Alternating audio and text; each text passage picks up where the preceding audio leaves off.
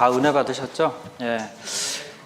특히 그 기도에 대해서 이렇게 정의를 해주시고, 기도 응답의 4가지 형식에 대해서 예를 이렇게 많이 받았는데 굉장히 좀 임프레시브 했습니다. 그리고 또 공예배에 대한 요 기도 양식 굉장히 좋았고, 이게 꼭 교회에서의 예배뿐만 아니라 우리 평상시에 집에서나 어떤 일자리에서 기도할 때도 반드시 필요한 양식이라고 믿고 있습니다. 예, 김재호 장로님 너무 감사드리고요. 제가 이 내용을 3글자로 요약하겠습니다. 징하다, 어메이징하다, 어메이징하다는 뜻입니다. 예, 감사드리고요. 그리고 이제 이번에는 제가 좀 발표를 해드리겠습니다. 이번에 제목은 하나님의 신비라고 정했습니다. 예. 하나님께서 천지를 태초에 창조하셨습니다. 여기 보시면 창세기 1장 1절 말씀이고요. 태초에 하나님이 천지를 창조하시니라.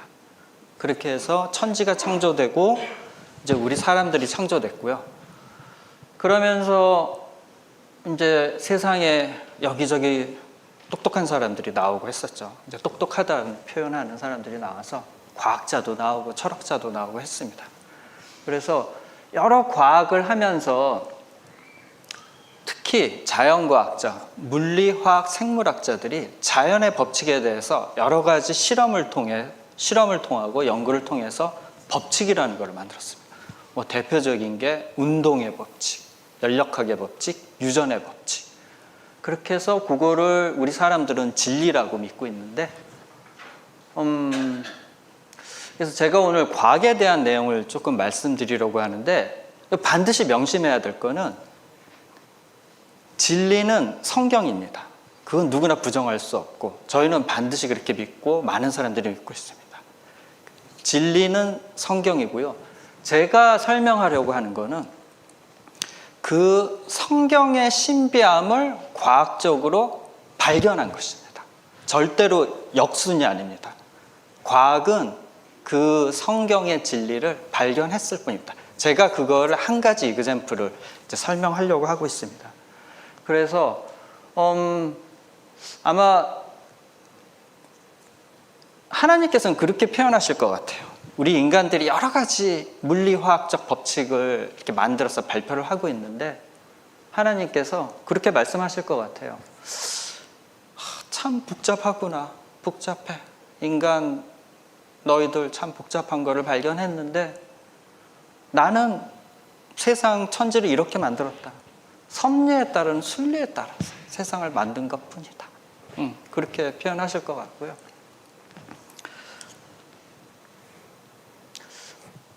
창세기에 보면 이제 사람을 창조하셨는데 주 하나님이 땅의 흙으로 사람을 지으시고 생명의 기운을 불어넣으시고 사람의 생명체가 되었다. 이렇게 표현을 하십니다. 그래서 사람이 이제 창조됐고요.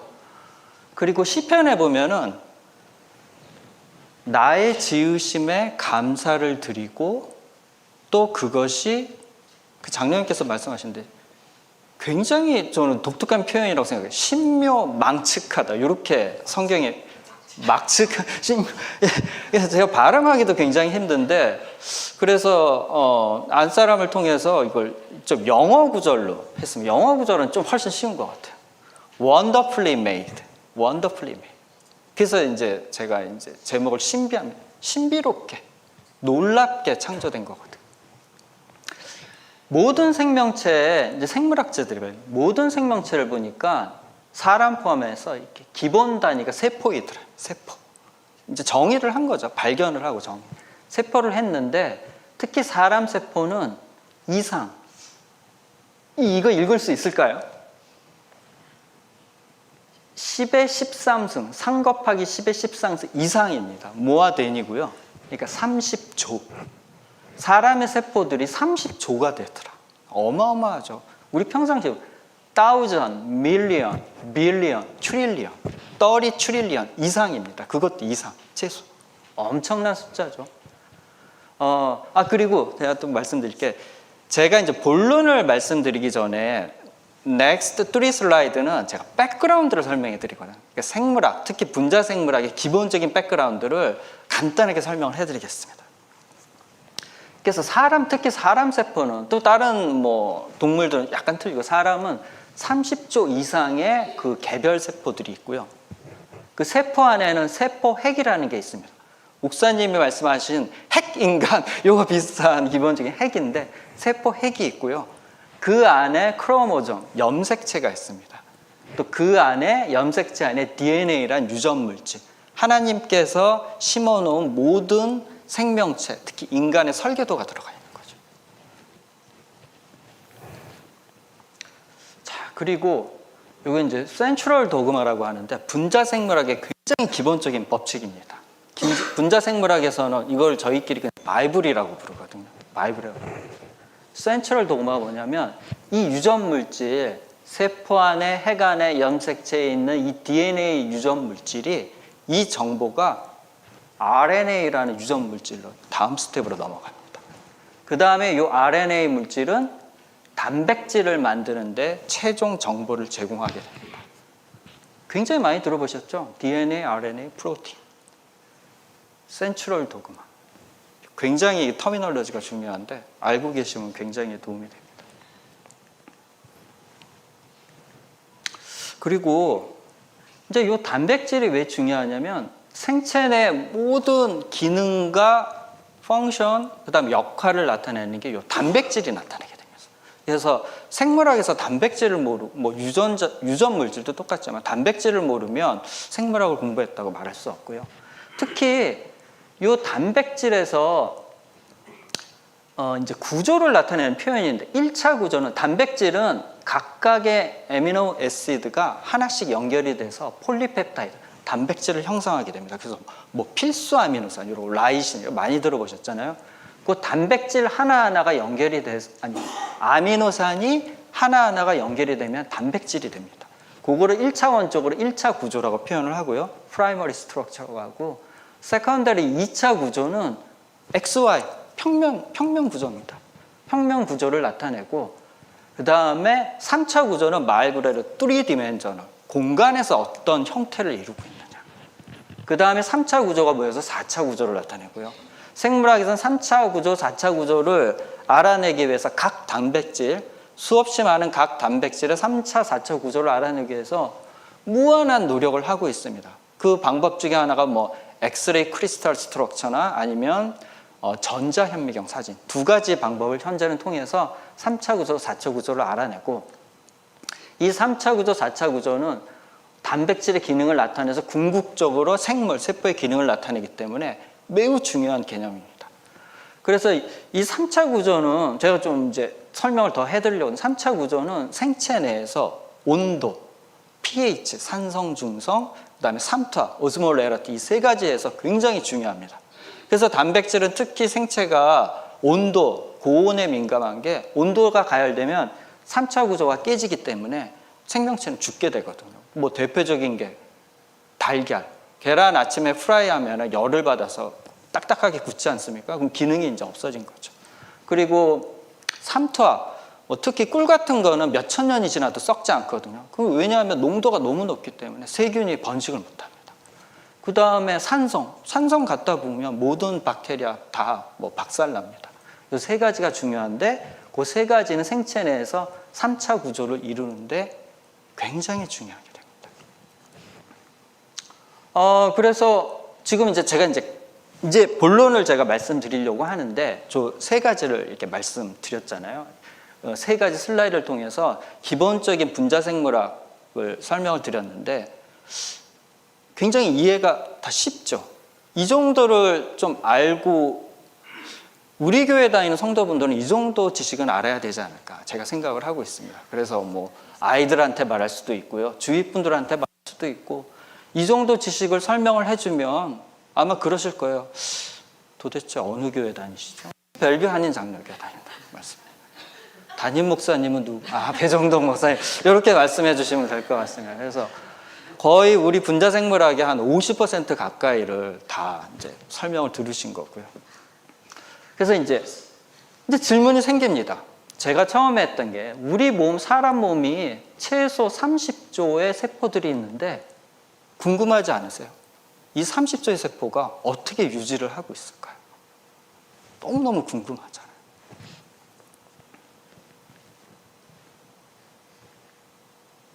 보시면 제가 이제 이거를 단면으로 간단한 그림을 가지고 왔는데 단면입니다. 이게 3차원적으로 생각을 해주셔야 돼요. 여기 보면 이제 세포가 보통 타원형, 계란 모양으로 일반적으로 되어 있거든요. 그거를 반을 뚝 잘랐다고 생각하시면 이제 세포가 세포막으로 이렇게 둘러싸여 있겠죠. 요거는 이제 요건 자세하게 논문에서 나온 그림이고요. 이 세포들이 세포박 지지체, 엑스트라 셀룰라 매트릭스라고 하는데 세포막 지지체가 여기 있습니다. 그러니까 이 세포막 지지체가 어떤 빔, 그물막이라고 생각하시면 되거든요. 그 그물막에 우리 세포들이 대롱대롱 매달려 있는 형태입니다. 보시면 세포막 지지체에 이제 물질이 세 가지가 기본적으로 있는데 뭐 콘드로이친, 프로테오글라이칸, 그다음에 콜라겐 많이 들어보셨죠? 우리 무릎 영양제입니다. 연골에 있는 물질. 그게 대표적인 세포 지지체 물질들입니다.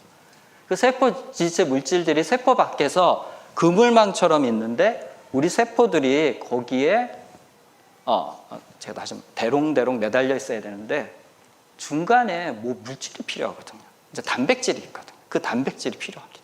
그 단백질이 뭔지 한번 제가 보여드릴게요. 이 보이세요?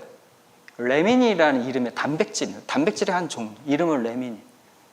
이렇게 손을 잡고 요 지지체랑 세포막에 있는 인테그린 단백질 중간에서 손을 잡고 이렇게 연결을 해줘요. 이 굉장히 간단한 그림입니다. 이거 좀 더 자세한 그림이고요. 세포막 지지체 이게 굉장히 사실 복잡한 구조입니다. 그림이라서 그렇지. 굉장히 아까 말씀드린 물질들이 그물망처럼 얽히고 설키고 있고요. 요 세포가 요 레민이라는 단백질을 통해서 붙어 있습니다. 여기 보이시죠? 서로 손잡고 서로 연결을 해주고요. 정말 신기하지 않나요? 이게 하나님의 신비거든요. 이건 또 다른 뭐 연구자가 했는데 이 레미닌이 칼슘이 있어야 레미닌들이 자석처럼 세포막에 더덕더덕 붙는 그림을 분자 모델링으로 나타낸 겁니다. 대단하죠? 이건 이제 3차원적인 또 그림입니다.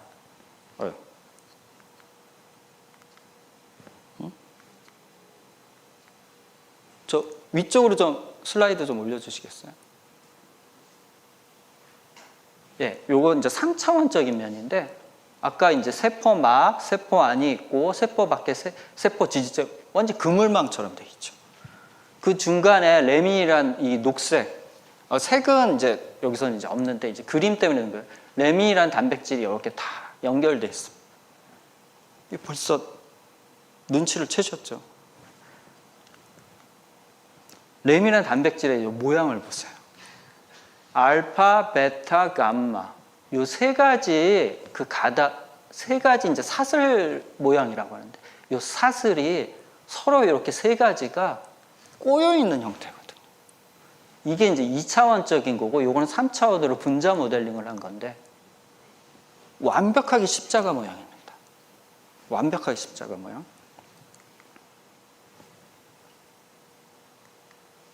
다음 슬라이드부터. 여기 보시면 아까 제가 잠깐 설명을 해드렸는데 단백질의 3차 구조가 그 기능을 나타낸다고 했잖아요.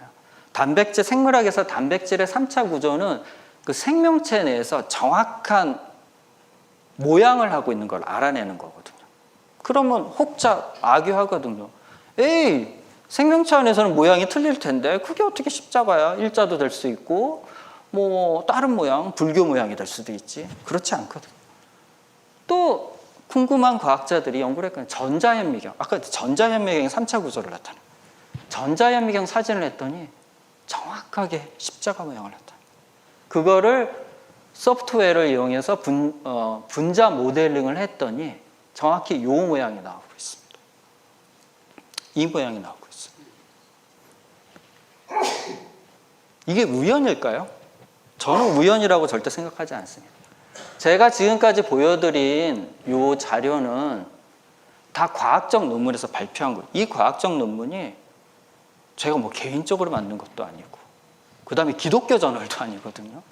완전히 객관적으로 이 과학자들이 기독교인일 수도 있고 아닐 수도 있습니다. 근데 이 과학적 저널을 좀 보세요.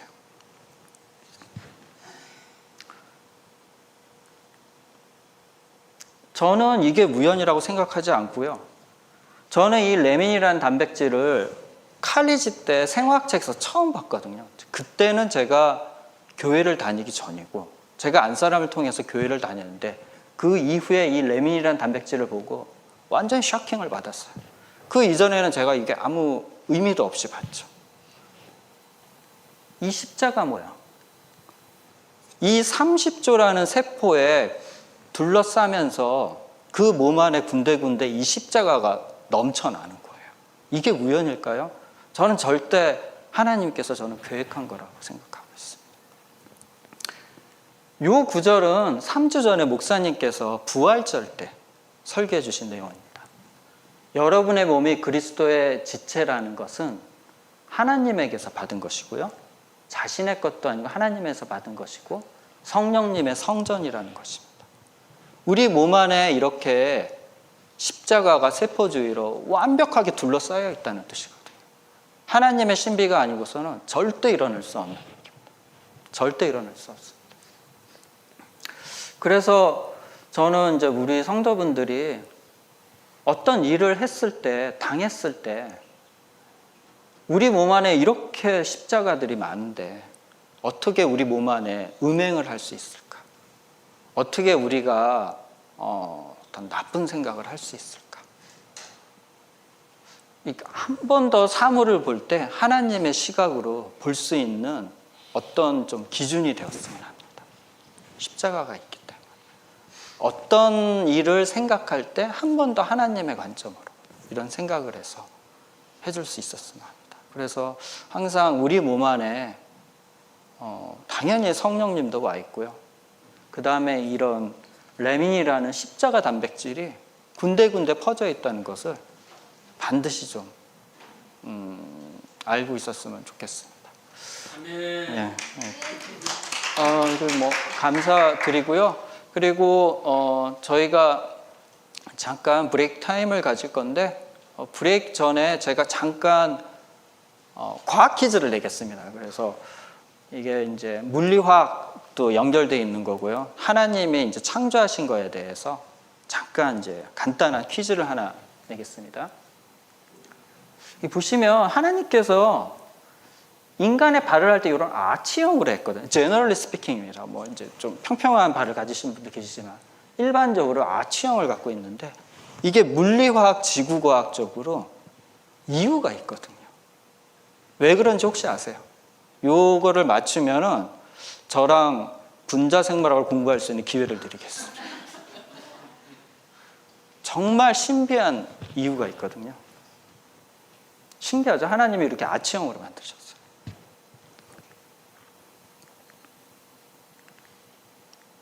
다음 슬라이드부터. 네, 정말 신기하죠? 신묘막측합니다. 다음 슬라이드. 이거는 지구가 둥그렇기 때문에 그게 맞게 하려고 그렇게 만들었다는 얘기가 있습니다. 이거 농담입니다. 웃기지 않나요? 제가 좀 수준이 좀 높아서 죄송합니다. 네, 너무 수준이 높군요. 그래서 그러면 저희가 한 5분 정도 저기 잠깐 쉬었다가 3시 5분에 시작하겠습니다. 맛있는 거 줍니까? 저기 밑에 그 가장 생명체에 중요한 물이 있습니다. 물하고 커피 드시면 될 것 같습니다. 네.